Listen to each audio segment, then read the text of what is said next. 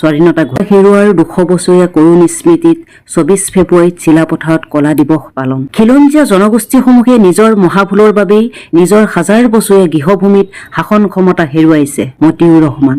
খিলঞ্জীয়া জনগোষ্ঠীসমূহ দৃঢ়তাৰে ঐক্যবদ্ধ হলে হেৰুৱা অধিকাৰ আৰু শাসন ক্ষমতা পুনৰ প্ৰতিষ্ঠা কৰাটো সম্ভৱ। ইয়াণ্ডাবু সন্ধিৰ পিছতেই ব্ৰিটিছে অবৈধভাৱে অসমত স্থাপন কৰা ঔপনিৱেশিক চৰকাৰৰ দিনৰ পৰাই আৰম্ভ হোৱা বিদেশী প্ৰব্ৰজনৰ ফলত ভয়ানক দুৰ্যোগ ভুগি আছে খিলঞ্জীয়া জনগোষ্ঠীসমূহে। 1826 চনৰ 24 ফেব্ৰুৱাৰীত ব্ৰিটিছে আভা বৰ্তমান ম্যানমাৰ ৰজাৰ প্ৰতিনিধিৰ সৈতে সম্পাদিত কৰা 11 দফীয়া ইয়াণ্ডাবু সন্ধিৰ 2 নং অনুচ্ছেদত লিখা মতে অসম, কাছাৰ আৰু জয়ন্তীয়া দেশে স্বাধীনতা ঘূৰাই পাইছিল। কিন্তু আমাৰ পূৰ্বপুৰুষে এই ক্ষেত্ৰত বলিষ্ঠ ভূমিকা গ্ৰহণ কৰিব নোৱাৰাৰ বাবেই অসম দেশ ব্ৰিটিছ ভাৰতৰ অন্তৰ্ভুক্ত হৈ থাকি গ'ল। সেইদৰেই স্বাধীন ভাৰতৰ অংগ হৈ থাকিল। অসমৰ তদানীন্তন ৰাজনৈতিক নেতাসকলেও এই ক্ষেত্ৰত কোনো সঠিক সিদ্ধান্ত ল'ব নোৱাৰিলে। সেয়েহে আজি হেজাৰ বছৰীয়া খিলঞ্জীয়া জনগোষ্ঠীসমূহে নিজৰ হাজাৰ বছৰীয়া ভূখণ্ডতেই ৰাজনৈতিক শাসন ক্ষমতা হেৰুৱাইছে আৰু সংখ্যালঘুত পৰিণত হ'ব ধৰিছে। ইয়াণ্ডাবু সন্ধিৰ 200 বছৰ পূৰ্ণ হোৱাৰ উপলক্ষে 24 ফেব্ৰুৱাৰীত চিলাপথাৰৰ চুকাফা ভৱনত বীৰ যোদ্ধা মিৰি সন্দিকৈ সোঁৱৰণী মঞ্চত অনুষ্ঠিত হোৱা খিলঞ্জীয়া কলা দিৱসৰ সভাত মুখ্য বক্তা হিচাপে মতিউৰ ৰহমানে এই কথা দৃঢ়তাৰে কয়। সদৌ অসম জ্যেষ্ঠ নাগৰিক সন্থাৰ চিলাপথাৰ সমিতিৰ উপদেষ্টা গকুল শইকীয়া সভাপতিত্বত অনুষ্ঠিত হোৱা সভাৰ আঁত ধৰে মহাসংঘৰ মহাসচিব ভূপেন নৰহে। সভাত বৃহত্তৰ চিলাপথাৰ সচেতন নাগৰিক মঞ্চৰ সাধাৰণ সম্পাদক ক্ষীৰোদ ভূঞা, সদৌ চুতীয়া জাতি সন্মিলন জোনাই জিলা সমিতিৰ সভাপতি ৰঞ্জিত শইকীয়া, অসম জাতীয়তাবাদী যুৱ ছাত্ৰ পৰিষদৰ সাংগঠনিক সম্পাদিকা ভনিতা দাস মেচ, সাংবাদিক মৃদুপৱন চুতীয়া আদিয়ে বিশিষ্ট অতিথিৰূপে দিয়া ভাষণত 2008 চনৰ পৰাই একমাত্ৰ মহাসংঘই খিলঞ্জীয়াৰ কলা দিৱস পালন কৰি ৰাইজক সজাগ কৰিবলৈ চলাই থকা নিৰৱচ্ছিন্ন প্ৰচেষ্টাৰ শলাগ লয়। সভাৰ আৰম্ভণিতে সকলোৱে কলা বেজ পৰিধান কৰে। পুৱা মহাসংঘৰ পতাকা উত্তোলন কৰে মহাসংঘৰ কাৰ্যকৰী সভাপতি মতিউৰ ৰহমানে। অসমৰ হেৰুৱা স্বাধীনতা উদ্ধাৰৰ বাবে ব্ৰিটিছৰ বিৰুদ্ধে যুদ্ধ কৰা শেষ ৰজা গোমধৰ সিংহ প্ৰমুখ্যে বীৰ যোদ্ধাসকললৈ বিশেষ অভিবাদন জনোৱা কাৰ্যসূভাৰম্ভ কৰে সদৌ অসম মিচিং জ্যেষ্ঠ নাগৰিক সন্থাৰ প্ৰাক্তন উপসভাপতি তথা প্ৰাক্তন বিধায়ক ফণী তায়েঙে এটি প্ৰতীকী তোপধ্বনিৰে। মহাসংঘ প্ৰমুখ্যে উপস্থিতি বিভিন্ন জনগোষ্ঠীৰ নেতৃবৃন্দই এটিকৈ তোপধ্বনিৰে অভিবাদন জনায়। সভাত উপস্থিত ৰাইজে খিলঞ্জীয়া জনগোষ্ঠীসমূহে হেৰুৱা অধিকাৰ পুনৰ প্ৰতিষ্ঠাৰ বাবে মহাসংঘৰ হাত শক্তিশালী কৰিবলৈ সংকল্পবদ্ধ হয়। মহাসচিবক আমাক সকলোকে কলা বেজ একতা পৰিধান কৰি ল'বৰ কাৰণে আহ্বান জনাইছোঁ। যিহেতু আজি এইটো এটা কলা দিৱস।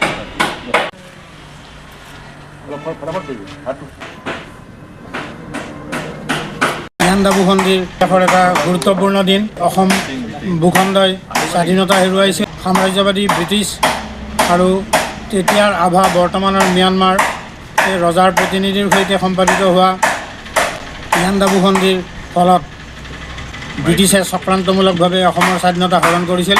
ইয়াণ্ডাবু সন্ধিত অসম দখল কৰাৰ কোনো কথা উল্লেখ নাই। অসমৰ কোনো ৰজা প্ৰজাৰ সন্মতি অবিহনেই এই চুক্তি দুটা বিদেশী শক্তিৰ মাজত সম্পাদিত হৈছিল।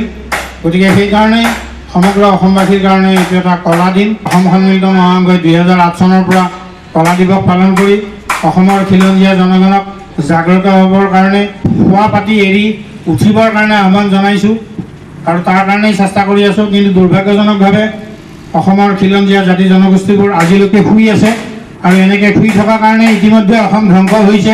বিদেশী আৰু বহিৰাগত ইতিমধ্যে প্ৰায় 60% মাটি সম্পত্তি এৰিয়া দখল কৰিছে।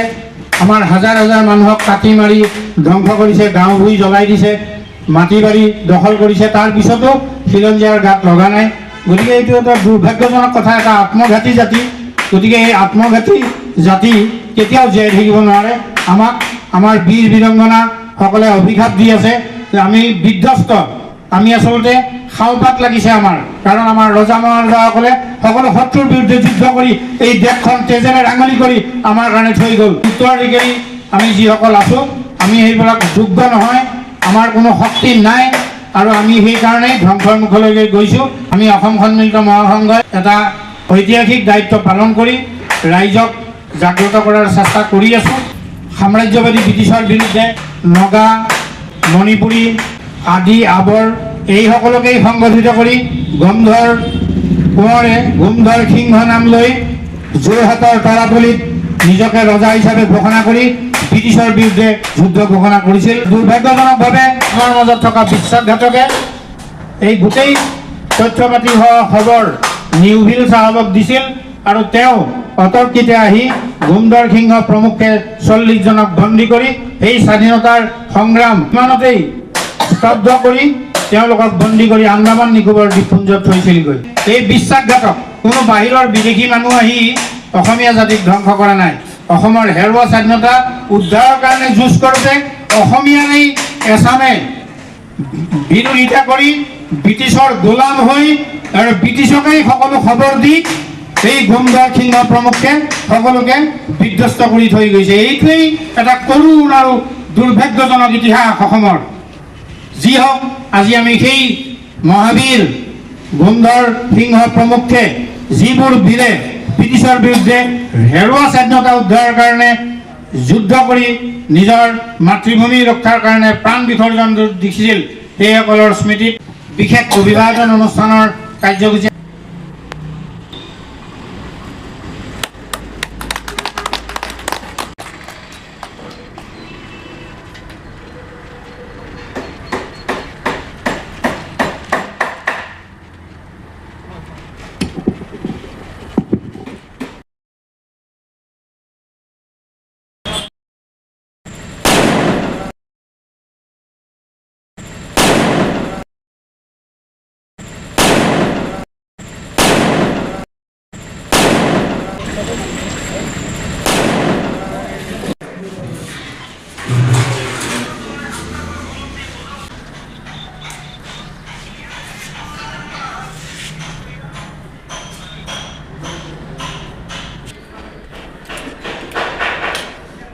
গোৱালপাৰা।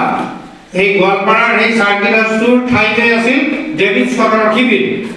এই ডেভিড স্কটক পুৰন্দৰ সিংহইও সুকীয়াকৈ অনুৰোধ জনাইছিল যে মানৱক খেদি মোৰ দেশখন আপোনালোকে উদ্ধাৰ কৰক। এই দুইটা অনুৰোধ পোৱাৰ পিছত ব্ৰিটিছে আনুষ্ঠানিকভাৱে মানৰ বিৰুদ্ধে যুদ্ধ ঘোষণা কৰিলে আৰু যুদ্ধ ঘোষণা কৰি ক্ৰমান্বয়ে গোৱালপাৰাতো গৈ মানৱলৈ উপদ্ৰৱ কৰিছিল। গোৱালপাৰাৰ পৰা মানৱ খেদি দিলে গুৱাহাটী, যোৰহাট, শিৱসাগৰ, ডিব্ৰুগড়, তিনিচুকীয়া এনেকৈ খেদি লৈ গৈ ব্ৰহ্মদেশৰ ইৰাৱতী নদীৰ পাৰত ইয়াংগামু নামে ঠাইত শিবিৰ পাতি ব্ৰিটিছে তেতিয়াৰ আভা বৰ্তমানৰ ম্যানমাৰ এই আভা ৰজাৰ প্ৰতিনিধিৰ সৈতে সম্পাদিত কৰিছিল 11 দফীয়া ইয়াংগামু সন্ধি। এই 11 দফীয়া ইয়াংগামু সন্ধিখনত অসম দখল কৰাৰ কথা উল্লেখ নাছিল।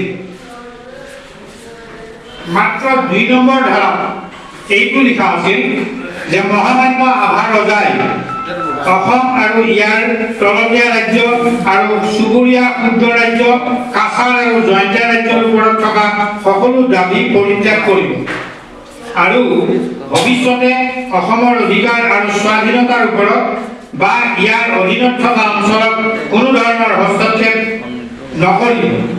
লগতে মণিপুৰ ৰাজ্যৰ প্ৰতি কৃতজ্ঞতাৰে এয়া নিৰ্ধাৰিত মণিপুৰ ৰাজ্যৰ তাৰ স্বতন্ত্ৰতা অটুট থাকিব। উল্লেখযোগ্য যে মণিপুৰতো গৈ মানসকলে উপদ্ৰৱ কৰিছে। গতিকে চাওক, এতিয়া ইয়াংগামু সন্ধিৰ কাৰণে আমি কি বুজি পালোঁ যে আমি আমাৰ স্বাধীনতাটো ঘূৰাইহে পাইছোঁ। বুকুৰ তেজেৰে আজিও লিখি দিব পাৰোঁ এই মুহূৰ্তত যে অসমৰ খিলঞ্জীয়াসকলে মোক সহায় কৰক। মই যিখিনি কথা ক'লোঁ আনকণ্ডিশ্যনেল, you will get back your rights. Yes, I have the capacity. মই ইউনাইটেড নেশ্যনছত এই গোটেই কথাবোৰ জনাই আছোঁ যে আজি 47ত ব্ৰিটিছ এৰি যোৱাৰ পৰা আমাৰ কি অৱস্থা হৈছে, ব্ৰিটিছে কি অৱস্থা কৰিছে আৰু আজি কি অৱস্থা হৈছে। কিন্তু নিজৰ ভূখণ্ডত যদি মানুহ জাগ্ৰত নহয়, মানুহক যদি মই সংবিধান কৰিব নোৱাৰোঁ, মই বাহিৰত গৈ কি কৰিম। গতিকে সেই অসমৰ খিলঞ্জীয়া জনগণ আপোনালোকে মোক সহায় কৰক। আপোনালোকে বিচৰা মতে আৰু আমাৰ ভৱিষ্যত বংশধৰৰ সুৰক্ষাৰ কাৰণে সকলো ব্যৱস্থা মই কৰি দিব পাৰিম। ধন্যবাদ। আত্মবিশ্বাস আছে, সেইটো কাৰণে মই তেখেতক ধন্যবাদ জ্ঞাপন কৰিছোঁ। আপোনাৰ কাটাটোৱে আকাশৰ কাৰণে চিন্তা কৰিছে, সংগঠনবিলাক সংগঠনৰ কাৰণে চিন্তা কৰিছে, কিন্তু মই হিচাপে এজন মানুহ বুলি অসমীয়া বুলি কৰি চিন্তা কৰা নাই। এইটো দুৰ্ভাগ্যজনক কথা। অযন্ত্ৰৰ কি হ'ব? আজি যিসকলে বেপাৰ বাণিজ্য কৰিছে, যিসকলে ৰাজনীতি কৰি আছে, ৰাজনীতি কৰা ব্যক্তিসকলে নিজৰ মুনাফাৰ কাৰণে ৰাজনীতি কৰি আছে কেৱল মাত্ৰ। তেওঁলোকে প্ৰজন্মৰ কাৰণে কি চিন্তা কৰিছে, আৰু কি হয় সকলৰ কাৰণে কি চিন্তা কৰিছে? অতি গুৰুত্বপূৰ্ণ কথা কৈছে ছাৰ। আপোনাক সেৱা কৰিছোঁ, আপোনাক ভৰিত ধৰি সেৱা কৰিছোঁ। আপুনি যিটো কাম আজি আমি দেৰিকে জানিছোঁ। ছাৰ আপোনাৰ লগত ভগৱান আছে, ঈশ্বৰ আছে, ঈশ্বৰে সহায় কৰিব, মংগল কৰিব আপোনাক। আমি গোটেই ৰাইজ আপোনাৰ লগত আছোঁ। মই ৰাইজক কৈছোঁ, সমুদায় জাতি জনগোষ্ঠী ধৰ্ম নিৰ্বিশেষে অসমীয়া জাতিয়ে যদি একত্ৰিত হৈ পেলাই আগবাঢ়ে, আমাৰ প্ৰতিটো সৰু সৰু জাতি জনগোষ্ঠীয়ে মানে অস্তিত্ব আৰু স্বাৰ্থ সুৰক্ষিত হ'ব। অসমত অসমীয়া বুলি ক'লে, এতিয়া বৃহৎ অসমীয়া বুলি ক'লে আমি অনেক সৰু সৰু জাতি জনগোষ্ঠী আছে। এই অসমীয়া মানুহখিনিয়ে যিকোনো প্ৰকাৰে নিজৰ ভৰিৰ ওপৰত থিয় দি আৰু আৰ্থিকভাৱে স্বাৱলম্বী হৈ আৰু ৰাজনৈতিক আৰু সামাজিকভাৱে তেওঁলোকে সক্ৰিয় হৈ মানে জাতিৰ ৰক্ষাৰ ক্ষেত্ৰত আগবাঢ়ি যাব লাগিব।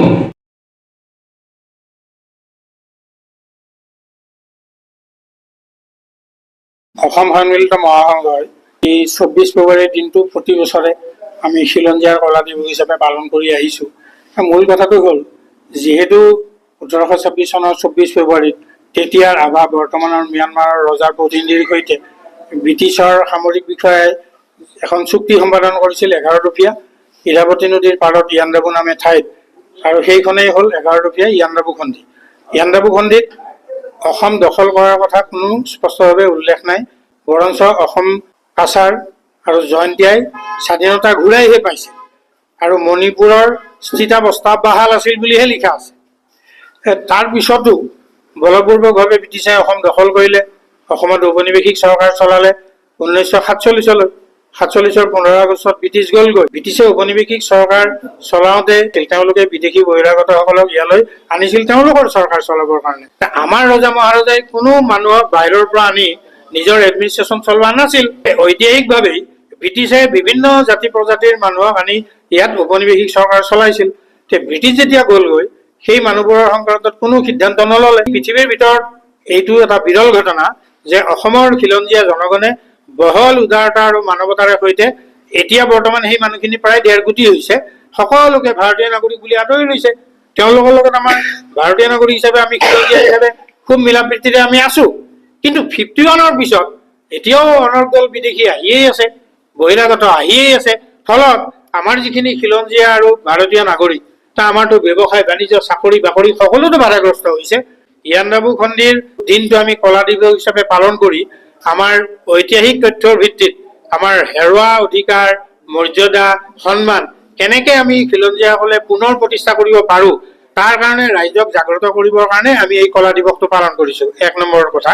আৰু 2 নম্বৰ, এতিয়াতো আৰু ৰাজতন্ত্ৰ ঘূৰি নাহে, কিন্তু ৰাষ্ট্ৰসংঘৰ খিলঞ্জীয়া লোকৰ অধিকাৰ চনত যিখন 2007-ৰ, তাত ভাৰতেও যিহেতু সন্মতিসূচক স্বাক্ষৰ কৰি দায়বদ্ধ হৈ আছে পৃথিৱীৰ 143খন দেশৰ সৈতে, গতিকে তাৰ আধাৰত অসমৰ খিলঞ্জীয়া আৰু যিখিনি জেনুইন ইণ্ডিয়ান চিটিজেন 1951 ডেডলাইন, এইখিনিয়ে আমি লগ লাগি আমি যাতে অসমখন সুন্দৰকে সুৰক্ষিতভাৱে ভৱিষ্যত বংশধৰৰ কাৰণে ৰাখিব পাৰোঁ, তাৰ কাৰণে আমি ইণ্ডিজেনিয়াছ পিপুলছ গভৰ্ণমেণ্ট ফৰ্ম কৰিব পাৰোঁ। আৰু এইটো আমাক ইণ্ডিজেনিয়াছ পিপুল ৰাইটছে সেই অধিকাৰ দিছে, আত্মনিয়ন্ত্ৰণৰ অধিকাৰ। গতিকে সেই আত্মনিয়ন্ত্ৰণৰ অধিকাৰৰ ভিত্তিতেই মাটি সম্পদ, পাহাৰ, নদী এই সকলোৰে মালিক ইণ্ডিজেনিয়াছ পিপুল বুলি কৈছে ৰাষ্ট্ৰসংঘৰ চনদত। পাৰ্বত্য এলেকাত বাস কৰা মানুহক, জনজাতি মানুহক খেদিছে চৰকাৰে। আমাৰ পতিত মাটিৰ ওচৰত বাস কৰি থকা মানুহক খেদিছে, নদীৰ পাৰত বাস কৰি থকা মানুহক খেদিছে, বনাঞ্চলত বাস কৰি থকা মানুহক খেদিছে। ৰাম ৰাম, এইটোতো কৰিব নাপায়, কাৰণ ইণ্ডিজেনিয়াছ পিপুল ৰাইটছ মতে এইটো কৰিব নোৱাৰে। You have no right, you cannot do this, we are the ancestors. আমি উত্তৰাধিকাৰী সূত্ৰে লাভ কৰা এইটো আমাৰ ভূখণ্ড, আমাক মাটিৰ পট্টা নালাগে নহয়, আমি হলো এনচেষ্টৰ্ছ। এনচেষ্টৰৰ পৰা চৰকাৰেহে অনুমতি ল'ব লাগে, তেতিয়াহ'লে ওলোটা ব্যৱস্থা চলি আছে নিশ্চয়।